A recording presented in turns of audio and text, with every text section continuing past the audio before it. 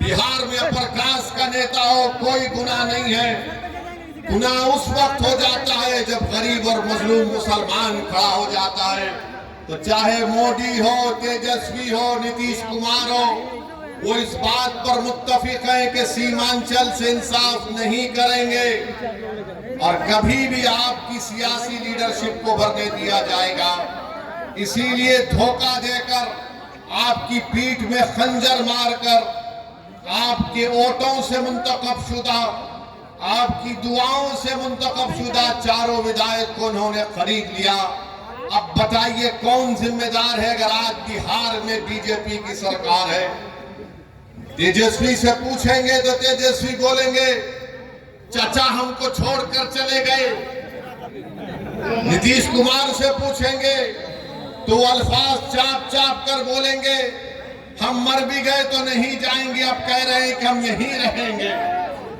यानी नीतीश कुमार, अगर गिरगुट और नीतीश कुमार को सामने रखा जाए तो गिरगुट कहेगा कि मुझे इससे शर्म आती है।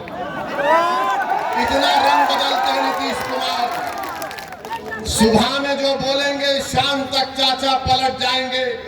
अरे जब तुम सत्ता में तेजस्वी चाचा के साथ आ गए तो बड़ा हाथ पकड़ कर चल रहे थे, गले मिल मिल कर बोल रहे थे कि हम ये कर देंगे। बताओ फिर क्या हुआ?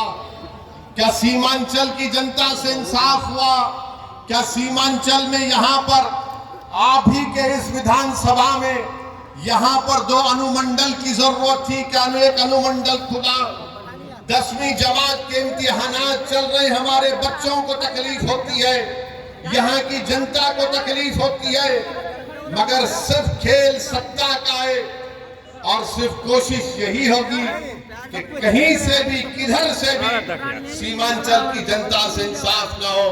मैं पहले भी आपसे कहा और आज फिर कह रहा हूं मेरे भाई, जब तक अल्लाह असदुद्दीन ओवैसी को जिंदा रखेगा मैं सीमांचल की लड़ाई लड़ता था, लड़ रहा हूं और इंशाअल्लाह ताला लड़ता रहूंगा। सीमांचल की आवाज कभी खत्म होने वाली नहीं है। अगर तेजस्वी और नीतीश ये समझते हैं कि हमारे 4 विधायकों को तोड़कर तुमने सीमांचल की आवाज को खत्म करके रख दिया, मैं बताना चाह रहा हूं नरेंद्र मोदी को, नीतीश कुमार को, तेजस्वी को, सीमांचल की आवाज कभी खत्म होने वाली नहीं है। तुम तीनों इस बात को सुन लो, जब 2024 के लोकसभा के इलेक्शन होंगे तो इंशाअल्लाह ताला भारत की सबसे बड़ी पंचायत लोकसभा में सीमांचल की जनता अपने इंसाफ के लिए, अपने मान और सम्मान के लिए, अपनी गीरत के लिए सीमांचल की जनता इंशाअल्लाह ताला अख्तरुल ईमान को यहां से अपना एमपी बनाकर लोकसभा में बुलाएगी। और अख्तरुल ईमान सीमांचल जिंदाबाद का नारा लगाएगा, लोकसभा में सीमांचल के इंसाफ की बात करेगा। अरे बताओ तुम कब तक धोखा दोगे सीमांचल की आवाम को? तुमने क्या किया? बोलते हैं कि हमने विकास किया। बताओ वो उर्दू टीचर का मसला 2012 से चल रहा है, तुमने कौन सा विकास किया हमको बताओ? तुमने क्या उर्दू टीचर को भर्ती किया? नहीं किया आपने।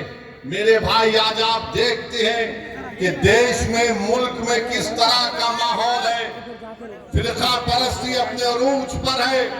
नरेंद्र मोदी ने भारत की राजनीति से मुस्लिम अकलियत को बिल्कुल ही दूर करके रख दिया।